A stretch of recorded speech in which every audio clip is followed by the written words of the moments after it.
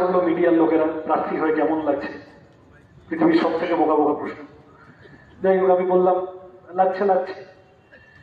আমি যদি প্রার্থী না হতাম আপনাদের মধ্যে কেউ প্রার্থী হতেন। আমি হয়েছি, আপনারা হননি। কে প্রার্থী হলো না হলো ওইটা বিষয় না। আসল কথা হলো আমরা, আমাদের পার্টি, আমাদের কাস্তে হাতুড়ি তারা লাল ঝান্ডা, এবং লাল ঝান্ডা কেবল সিম্বলিক প্রশ্ন তো নয়, আনুষ্ঠানিকতার প্রশ্ন নয়। লাল ঝান্ডা মানে আসলে রুটি কাপড়া মাকান কা মুদ্দা। লাল ঝান্ডা মানে রুজি রুটির লড়াই। লাল ঝান্ডা মানে অন্ন বস্ত্র বাসস্থান শিক্ষা স্বাস্থ্য কর্মসংস্থানের দাবি। পৃথিবীর বহু দেশে লাল ঝান্ডা ধরে বড় লোকের দালালি করতে চলে গেছে বিভিন্ন মানুষ। যখন এই পরিবর্তনের সময়ের কথা পারমিতাদি বলছিল, এই যাদবপুর দিয়ে আমরা এরকম মিছিলও দেখেছি। তৃণমূল কংগ্রেস মিছিল করছে লাল হটাও দেশ বাঁচাও, সেই মিছিলের পিছন পিছন লাল ঝান্ডা নিয়ে যাচ্ছে আর বলছে লাল হটাও দেশ বাঁচাও। আমরা লাল ঝান্ডার গুরুত্ব, লাল ঝান্ডার প্রয়োজনীয়তা, লাল ঝান্ডার জরুরত বাংলার রাজনীতিতে, ভারতের রাজনীতিতে ফিরিয়ে আনার লড়াই করছি এই ভোটে। সকলে জানেন আমাদের হাতে কর্পোরেট মিডিয়া নেই বেশি, আমাদের হাতে টাকা পয়সা নেই বেশি ওদের তুলনায়। আমাদের এবিপি আনন্দ 24 ঘন্টা আপনারা, প্রতিটি বুথে, প্রতিটি পাড়ায়, প্রতিটা কলেজের মোড়ে, টিউশন সেন্টারে, খেলার মাঠে, অফিসে, কাছারিতে, চায়ের দোকানে, আড্ডায়। যখন কমিউনিস্ট পার্টির পশ্চিমবঙ্গে সরকার হয়নি, কমিউনিস্ট পার্টির কর্মী সংখ্যা কম, সদস্য সংখ্যা কম, তখন আমাদের পার্টির সেক্রেটারি, প্রবীণ মানুষদের মনে থাকবে, প্রমোদ দাশগুপ্ত বলেছিলেন যে ওদের একটা যুগান্তর, একটা অমৃতবাজার আছে, আমার 30,000 যুগান্তর আছে। মানে পশ্চিমবঙ্গে তখন 30,000 কমিউনিস্ট পার্টির সদস্য।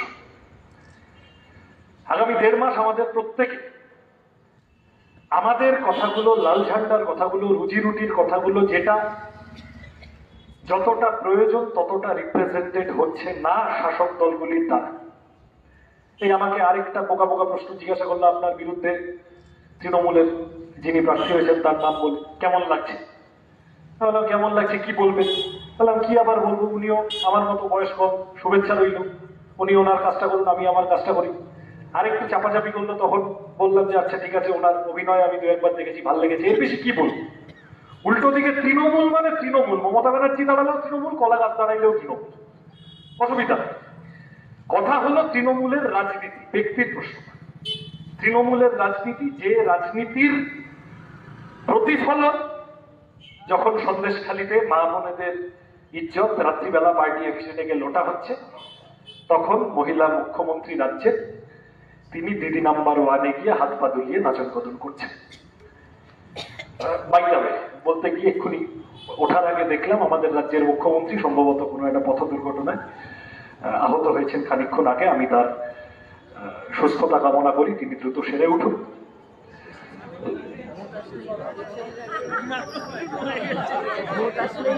আমি কিছু বলিনি, আপনারা বলছেন না। ঠিকই লম্বা লড়াই আছে এখন, তৃণমূল কংগ্রেসেরও লড়াই, ইডি সিবিআই থেকে বাঁচার লড়াই, খালি তো ভোটে জেতার লড়াই নয়। এতগুলো আসন জিততে হবে, খালি নিজেরা জিতলে চলবে না, বিজেপিকে কতগুলো আসন জেতাতে হবে, যাতে করে ভাইপো বাবুকে বাইরে রাখা যায় তার বন্দোবস্ত করতে হবে, ইন্ডিয়া জোটটা যাতে ভিতর থেকে ঘেটে দেওয়া যায় তার বন্দোবস্ত করতে হবে। তৃণমূলের এখন অনেক কাজ। সেই অর্থে আমাদের কাজ রুজি রুটির কথা সামনে নিয়ে আসা। পেট্রোল ডিজেল রান্নার গ্যাসের দাম, বেকারের চাকরি, এই যে স্কুলগুলো বন্ধ হয়ে যাচ্ছে, কলেজে বিপুল আকারে ফি বাড়ছে, গণতন্ত্র নেই, গরিব মানুষের টাকা মার যাচ্ছে, 100 দিনের কাজের টাকা হোক, ঘরের টাকা হোক, অন্য যে কোনো ভাবে হোক। শহরাঞ্চলে শ্রমিকের মজুরির প্রশ্ন, আমার বয়সী যে ছেলেমেয়েরা গিগ ওয়ার্ক বা বিভিন্ন ধরনের, শুধু গিগ কেন, বিভিন্ন ধরনের কাজের সাথে যুক্ত, যে কাজের কোনো সোশ্যাল সিকিউরিটির প্রশ্ন নেই, নিশ্চিত নিরাপদ জীবনের কোনো প্রশ্ন নেই, আজকে আছে কালকে নেই, এইরকম চাকরির সাথে যুক্ত, তাদের নিশ্চয়তা নিরাপত্তার প্রশ্ন। এই কথাগুলো যা রাজনীতিবিদদের বলা উচিত। রাজনীতিবিদের কাজ তো সমুদ্রের তলায় গিয়ে ডাইক মেরে ময়ূরের লেজ নিয়ে নাচানাচি করা নয়, রাজনীতিবিদের কাজ মন্দির মসজিদ করা নয়। ওরাও ওটা বোঝে, ওই জন্য প্রথমে মন্দির বানিয়ে দিয়েছি বলে ভোট চেয়ে 1 লট লাভ হলো না, বুঝতে পারলো না অসুবিধা হচ্ছে, এখনো পুরোটা নিশ্চিত হওয়া যাচ্ছে না, তখন একটু নীতিশ কুমারকে ভাঙাতে হলো, তাতেও পুরোটা লাভ হলো না, এরকম আরো এদিক ওদিক কিছু করতে হলো, বলতে হলো আচ্ছা সিএএ করে দিচ্ছি, এই করতে হলো ওই করতে হলো। ফাইনালি আমাদের রাজনীতির যথার্থ, আমাদের রাজনীতির গুরুত্ব এখানে, এত রকম কাণ্ড কারখানা করেও নরেন্দ্র মোদীরা শেষমেশ ভোট পাওয়ার জন্য বাধ্য হতে হয় 800 টাকা বাড়িয়ে 100 টাকা গ্যাসের দাম কমাতে নরেন্দ্র মোদীদের বাধ্য হতে হয়। রুজি রুটির দাবি দেওয়ার জোর এখানে। সারা বছর ধরে বিরোধীরা লিউকোপ্লাস লাগিয়ে রাখো, সাটাসাট ফাটাফাট 100% করে দিয়েছি, এই করে দিয়েছি ওই করে দিয়েছি, সব বলার পর ভোট পাওয়ার জন্য ভোটের আগে মমতা ব্যানার্জিকে ঘোষণা করতে হয় 500 টাকাটা আমি বাড়িয়ে দিচ্ছি। তার মানে আসলে মমতা বন্দ্যোপাধ্যায় বা নরেন্দ্র মোদীরা বোঝেন, আসলে ব্যক্তির প্রশ্ন নয়, তৃণমূল বিজেপি বোঝে যে রুজি রুটির প্রশ্নে মানুষ ভালো নেই, মানুষের ক্ষোভ বাড়ছে, রাজনীতির জগতে শূন্যতা তৈরি হয়েছে। ইনসাফ যাত্রা, ব্রিগেড, স্কুল কলেজ খোলার আন্দোলন, চোখ তাড়ানোর আন্দোলন, পার্থ মানিক অনুব্রতদের জেলে ভরার আন্দোলন, চাকরি প্রার্থীদের আন্দোলন, এই সব দেখে শুনে মানুষের একটা ধারণা হয়েছে যে বামপন্থীদের আবার সমর্থন করা যায়, বামপন্থীদের ওপর ভরসা করা যায়। তার প্রভাব বিগত পৌরসভা পঞ্চায়েত ভোটগুলোতে এত ভোট লুটের পরেও পড়েছে। ফলত এখন তৃণমূল বিজেপি আগামী 1.5 মাস 2 মাস প্রাণান্তকর চেষ্টা হবে বাইনারি তৈরি করা। এই যে বিচারপতি ভদ্রলোক, উনি অন্য কিছু বলতে পারতেন, ওনাকে কেউ মাথার দিব্যি দেয়নি যে তোমায় সিপিএম করতেই হবে। বইমেলায় গিয়ে কেউ একটা মার্ক্সবাদ নিয়ে বই কিনলেই সে সিপিএম হয়ে যায় না। সেই অর্থে উল্টো দিক থেকে দেখতে গেলে বাইবেলের পরে পৃথিবীর ইতিহাসে সব থেকে বেশি যে বইটা বিক্রি হয়েছে তার নাম কমিউনিস্ট ইশতেহার। তার মানে তো তারা যারা পড়েছেন সবাই কমিউনিস্ট নন। তা ঠিক আছে, উনি অন্য কিছু বলতে পারতেন, ওই পরে যে বস্তা পচা গল্পগুলো বললেন ওইগুলো বলতে পারতেন, চাকরি চেয়েছিলাম পেয়েছিলাম, ওই সব না করে। এই ধ্রুব কোথায়, দেখে ফেল দেখে ফেল দেখে ফেল, ওই সব না করে উনি বললেন যে আমি ধর্ম মানি তাই আমি সিপিএম এ যাই, তাই তো, ঈশ্বর বিশ্বাস করি তাই সিপিএম এ যাই। এই ভোটটা বিজেপি হিন্দু মুসলমানের ভোট করতে চাইছে।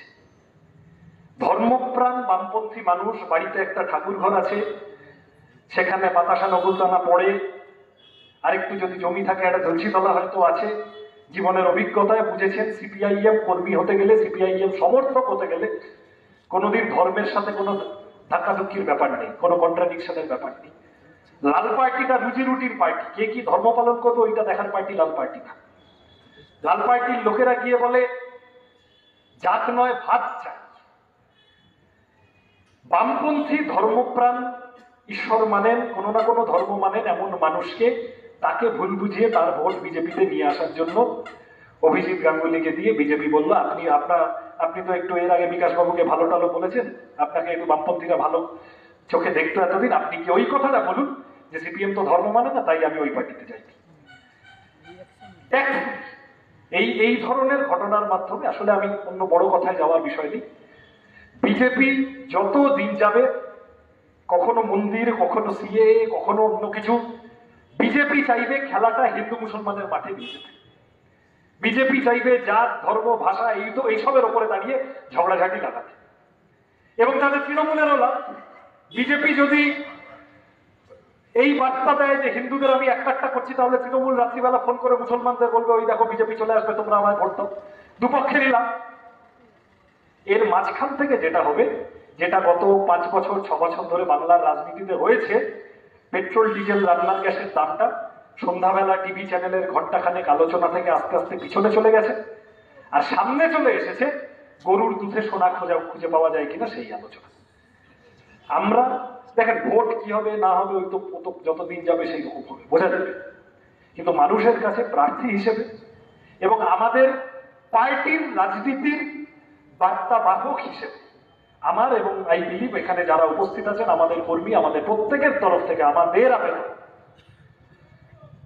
অন্ন বস্ত্র বাসস্থান শিক্ষা স্বাস্থ্য কর্মসংস্থানের ইস্যুগুলোর উপরে দাঁড়িয়ে আমরা নির্বাচনের কাজ করি। আমরা কাকে ভোট দেবো না দেবো সেটা ঠিক করি। আসুন, পেট্রোল ডিজেল রান্নার গ্যাসের দাম কারা কমালো, কারা বেকারের চাকরির বন্দোবস্ত করলো, কারা গরিব ঘরের ছেলেমেয়ের লেখাপড়ার বন্দোবস্ত করলো, কারা মিড ডে মিলে চুরি হতে দিল না, কারা 100 দিনের কাজে টাকা মার যেতে দিল না, সেইগুলো যদি দেখা যায় কারা দেখবে, তার উপরে দাঁড়িয়ে রাজনীতির ময়দান, রাজনীতির ইস্যু ভাষ্য নির্ধারিত হোক। আমি সবিনয় বলতে পারি, ছোটদের ভালোবাসা, যারা বয়োজ্যেষ্ঠ আছেন তাদের প্রণাম। আমরা আমাদের পার্টি আগামী 1.5 মাস রুজি রুটির কথা নিয়ে আপনাদের কাছে যাওয়ার চেষ্টা করবে, আপনাদের ভোট পাওয়ার চেষ্টা করবে। যাদবপুর বামপন্থী আন্দোলনের পুরনো ঘাঁটি। যাদবপুর যদি বামপন্থী সাংসদ পার্লামেন্টে পাঠায় তাহলে রুজি রুটির লড়াই জোরালো হবে। সেই কাজে আমরা সকলে এগোবো। এই কথা বলে শহীদদের স্মৃতির প্রতি শ্রদ্ধা জানিয়ে সকলকে নমস্কার জানিয়ে আমার কথা শেষ।